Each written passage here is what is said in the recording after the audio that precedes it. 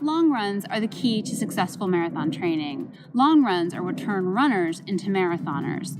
Avoiding a few common long run mistakes will greatly improve your long run and your marathon training experience. So here they are, a few common but easily avoided long run mistakes filmed on the run.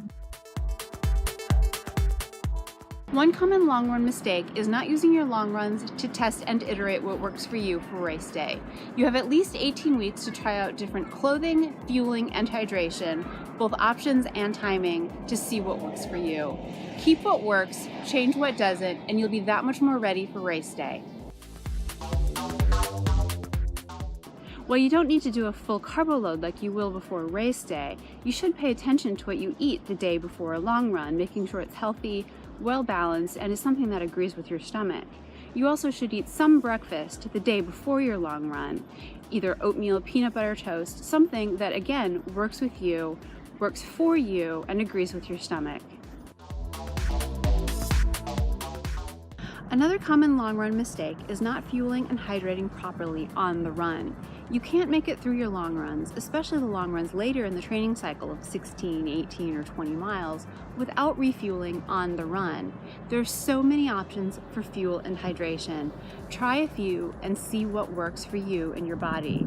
There's gels, there's blocks, there's real foods such as figs and potatoes. So try a few things and see what works, but you need to fuel with something on the run.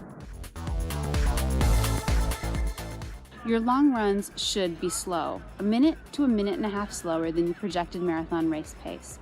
This may feel slow to you, but it's supposed to. Your long runs are not about getting faster, they're about building endurance, and you do that by running at a slower pace for a longer time. Don't make your long runs too far too soon. Your mileage shouldn't be increasing more than about 20% every week. That translates to about a mile or two longer for your long run each week. Any more than that, and you're at risk for overuse injuries. With your long runs, don't keep going longer and longer every single week. Every 3 or 4 weeks, take a step back week. Cut back your mileage and let your body and your mind recover and catch up. Another common long run mistake is not refueling properly after you run. After you finish a long run, refuel with a good combination of protein and carbs to refuel and replenish your muscles. After a long run, don't be a slug for the rest of the day. While you should take it easy and rest, sitting on the couch with your feet up only gives your muscles time to tighten up, and you'll be super sore tomorrow. So after a long run, go for an easy walk in the afternoon or go for an easy bike ride. Sitting on the couch with your feet up feels good today, but it will not feel good tomorrow.